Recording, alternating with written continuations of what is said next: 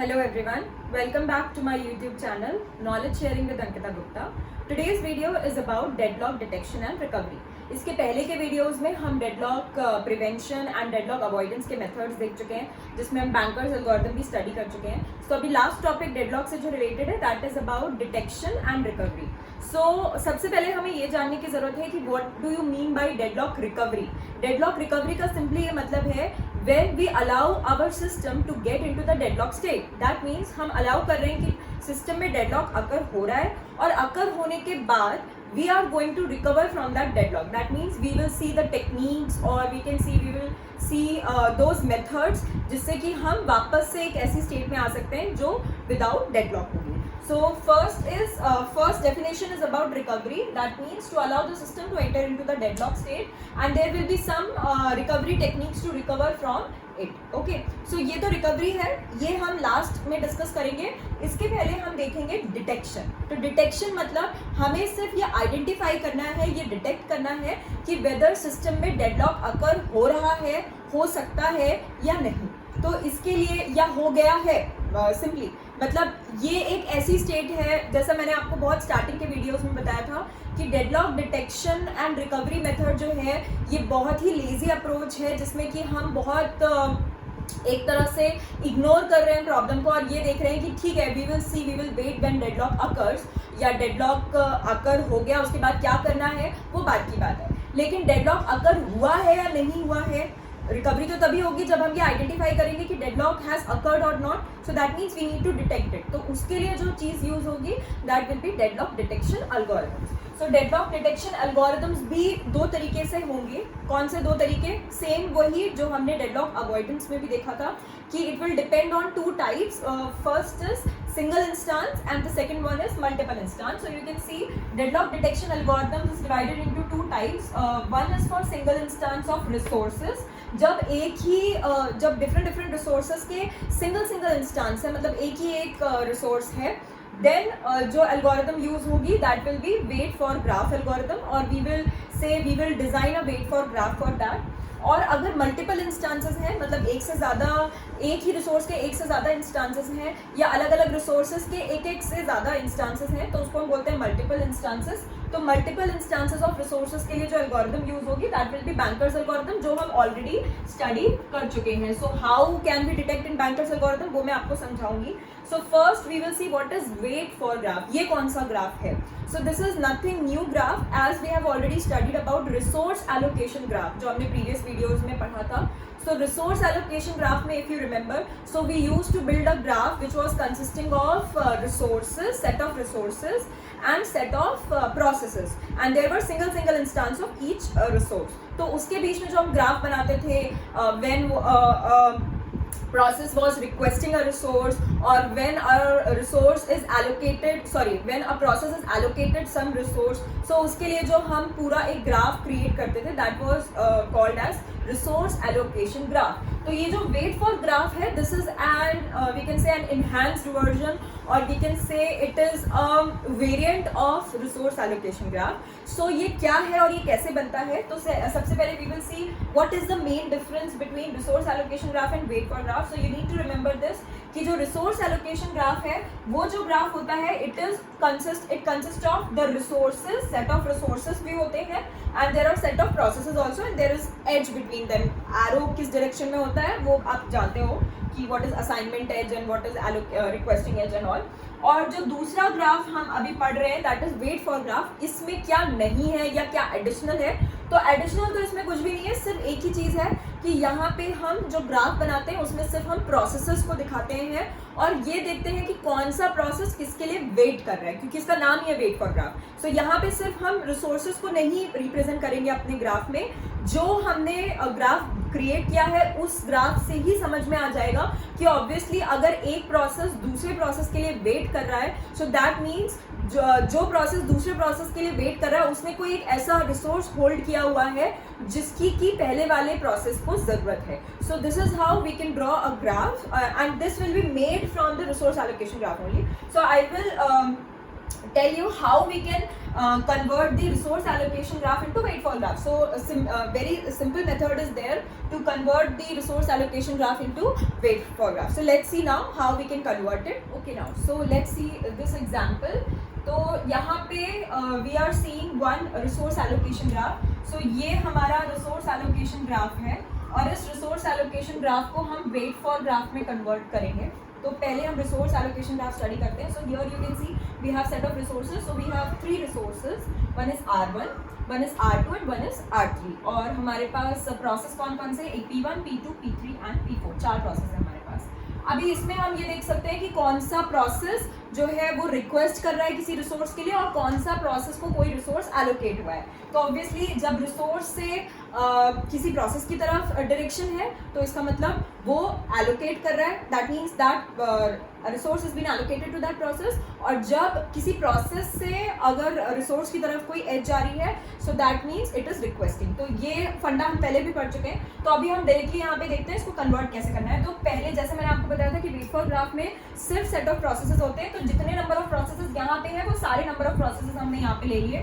कौन कौन से, P1, P2, P3 and P4. So likewise हमने यहाँ पे चारों प्रोसेस बना दिए. अब हम एक एक करके एज देखेंगे. तो सबसे पहले हम P1 देखते हैं. सो यहाँ पे P1 को अगर हम देखें तो P1 is requesting for R1 and R1 is being holded by P2. So that means directly P1 is actually waiting for P2, right? So P1 P2 के लिए wait कर रहा है. So we can draw this H.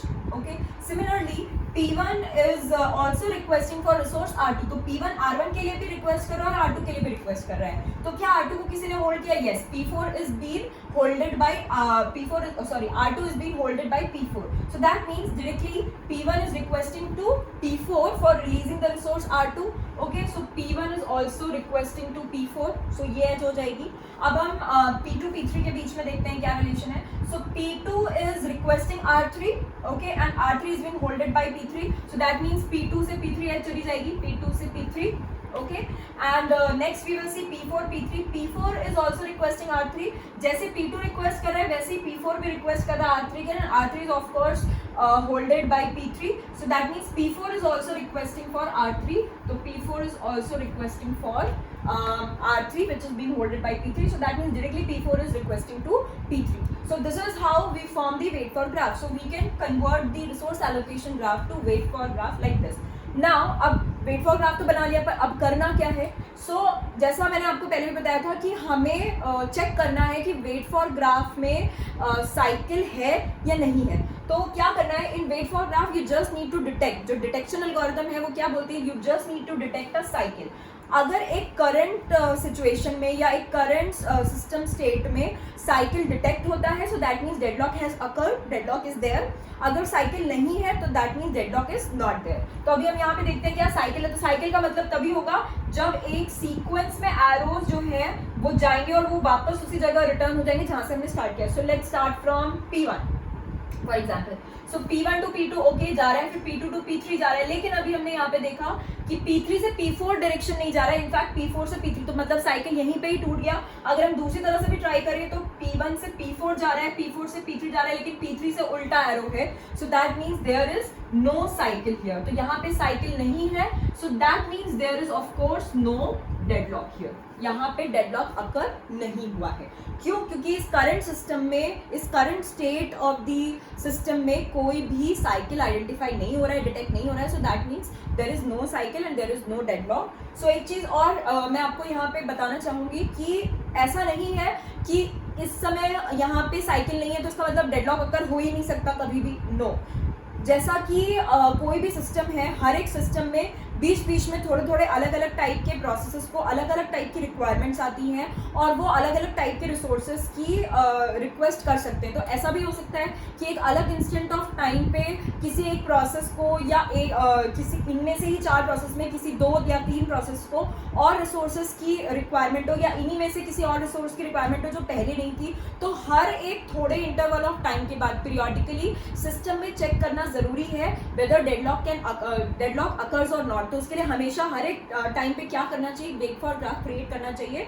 So this should be done periodically, हर एक time पे. Obviously हर एक moment पे नहीं हो सकता, लेकिन एक पर्टिकुलर टाइम ऑफ इंटरवल के बाद ये किया जा सकता है, सो दैट इससे सीपीयू का जो यूटिलाइजेशन है वो भी होगा और बाकी सारे प्रोसेसेस जो ऑलरेडी सिस्टम में रन कर रहे हैं, मे बी सिस्टम प्रोसेसेस, उनको भी टाइम मिलेगा अपना एग्जीक्यूशन कंप्लीट करने का. So this is how we do it. Now we will see next example, जिसमें कि हम वापस से एक रिसोर्स एलोकेशन ग्राफ देखेंगे जो कि सेम है, सिर्फ हम उसमें थोड़े बहुत चेंजेस करेंगे and we will again make a wait for graph and we will check whether there is a cycle. Okay, now see one more example.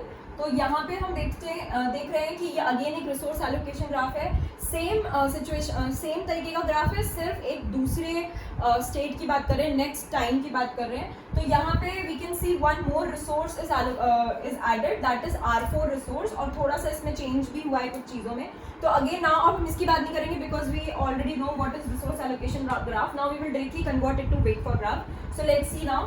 तो अभी अगर हम देखें तो यहाँ पे सबसे पहले हम देखते हैं P1 और P2 के बीच में क्या रिलेशन है. तो P1 is requesting for R1 and R1 is allocated to P2. So that means P1 is waiting for P2. P1 is waiting for P2. Okay, that means it is requesting to P2. Simple. Now P2 और P3 के बीच में relation देखते हैं. One by one आप उल्टा भी देख सकते हो, ऐसा कुछ जरूरी नहीं है कि हम एक सीरीज से चल रहे हैं. Now P2 is requesting for R4 and P2 is requesting for R4 and R4 is holded by P3. So that means P2 is again waiting for P3 to release a resource or it is requesting to P3 indirectly. Then next P3 को अगर हम देखें तो P3 is requesting to R3 and R3 is here allocated to P4. So that means again P3 is requesting to P4. So P3 is requesting to P4, मतलब P3 से P4 जाएगा हमारा edge. Then P4 से P1 को हम देखते हैं या P1 से P4 देखते हैं. तो P1 इज एलोकेटेड R2, मतलब P1 के पास अभी R2 रिसोर्स है and P4 is requesting to R2. That means P1 is requesting to P1.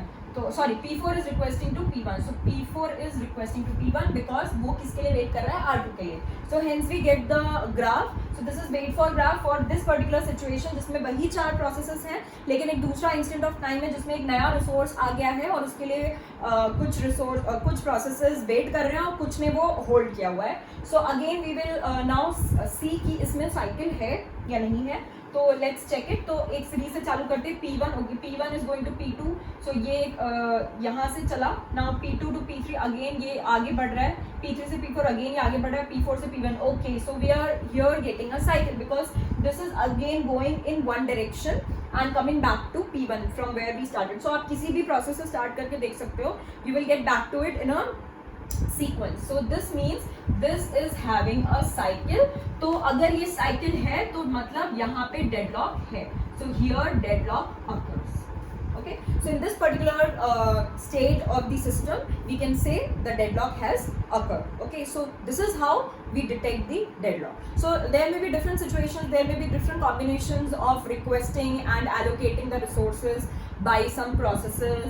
So आपको हर बार ये चेक करना पड़ेगा हर एक इंस्टेंट ऑफ टाइम पे कि वेदर ये जो डेडलॉक है वो अकर हुआ है या नहीं हुआ है. Now the question arises. एक बहुत बड़ा क्वेश्चन जो आप अभी तक पढ़ रहे होंगे, इसमें आपको ये लग रहा होगा कि ये जो हम बार बार डिटेक्ट कर रहे हैं कि साइकिल है या नहीं है, ये हमें कितना फ्रीक्वेंटली करना चाहिए, मतलब कब करना चाहिए. Obviously this is a big question. So now we will see कि कौन कौन से टाइम पे हमें ये देखना चाहिए कि whether we need to detect और we need to run the deadlock detection algorithms और नॉट. तो ये डेडलॉक डिटेक्शन एल्गोरिथम है और ये जो हमने देखा ये सिंगल इंस्टांस के लिए थी. ऑब्वियसली अगर हम मल्टीपल इंस्टांस के लिए बात करें तो हम एक सिंपल साइकिल से डिटेक्ट नहीं कर सकते कि देयर इज अ डेडलॉक और नॉट. ऑब्वियसली अगर साइकिल है भी तो भी हम श्योर नहीं हो सकते. We will say deadlock may occur, but I'm talking about multiple instance, not the single instance. Single instance में this will work, but for multiple instance obviously we need to see the Banker's algorithm. Okay, so Banker's algorithm में कैसे होगा? तो Banker's algorithm में कुछ नहीं है, सिर्फ आपको ये चेक करना है कि जो आपका सिस्टम और रिसोर्सेज हैं उसमें अगर कोई भी एक या एक से ज़्यादा प्रोसेस ऐसे हैं जिनको रन करने का मौका ही नहीं मिल रहा, that means they are not able to complete their execution because जो अवेलेबिलिटी है और जो नीड है उसमें मैच नहीं हो रहा. That means need is greater than availability. Then in that case that particular process will be set to in a deadlock state or that number of processes will be said to be in a deadlock state. So this is how. So now the question arises कि कब हमें deadlock detection algorithm को call करना चाहिए या system को call करना चाहिए, तो या कितना फ्रीक्वेंटली करना चाहिए. तो ये भी डिपेंड करेगा कि सिस्टम एक्चुअली में कैसे बिहेव कर रहा है. अगर सिस्टम जो है वो प्रोन है डेडलॉक के अकर होने से, दैट मीन्स बहुत जल्दी जल्दी डेडलॉक अकर होता है, तो ऑब्वियसली हमें एक ऐसा हमें ये सोचना चाहिए या सिस्टम को ऐसा देखना चाहिए कि यस, इसलिए हमें डेडलॉक डिटेक्शन एल्गोरिथम को बार बार कॉल करना चाहिए, सो दैट अगर जितनी बार हम कॉल करेंगे उतनी बार हम एबल होंगे ये आइडेंटिफाई करने में कि डेडलॉक अकर हुआ है या नहीं हुआ है. लेकिन अगर हर एक टाइप के रिसोर्स की रिक्वेस्ट के लिए अगर थोड़ी थोड़ी देर पे, मिनट सेकेंड्स पे अगर कोई एक पर्टिकुलर प्रोसेस या एक से ज़्यादा प्रोसेस किसी रिक्वेस्ट के लिए रिसोर्स के लिए रिक्वेस्ट कर रहे हैं, तो अगर हर एक रिक्वेस्ट पे हम ये चेक करेंगे कि डेडलॉक अकर हो रहा है या नहीं हो रहा है, सो इन दैट पर्टिकुलर कंडीशन जो सिस्टम का फंक्शनिंग है या थ्रूपुट है वो बहुत कम हो जाएगा, क्योंकि it will take a very long time और इससे ओवरहेड के चांसेस बहुत बढ़ जाएंगे. There will be a lot of overhead. तो क्या होना चाहिए, किस चीज़ पे डिसीजन लेना चाहिए, तो ये डिसीजन इस चीज़ पे लेना चाहिए या ये ऐसे देखना चाहिए कि सिस्टम में मेमोरी कितनी है, सिस्टम का प्रोसेसर कैसा है, कितना वो होल्ड कर सकता है, कितना वो होल्ड नहीं कर सकता. या हम ऐसा डिसीजन ले सकते हैं, इस तरह से चेक कर सकते हैं कि कौन से पर्टिकुलर टाइम पे जो CPU का यूटिलाइजेशन है वो कम है. अगर CPU का यूटिलाइजेशन किसी एक पर्टिकुलर इंस्टेंस ऑफ टाइम पे कम है, तो उस समय डेडलॉक डिटेक्शन कॉल करना विल बी बेटर दैन ऐसे टाइम पे जब ऑलरेडी CPU का यूटिलाइजेशन बहुत ज़्यादा है और उसी समय हमने डेडलॉक डिटेक्शन एल्गोरिथम की कॉल करके हमने और कॉम्प्लिकेट कर दिया.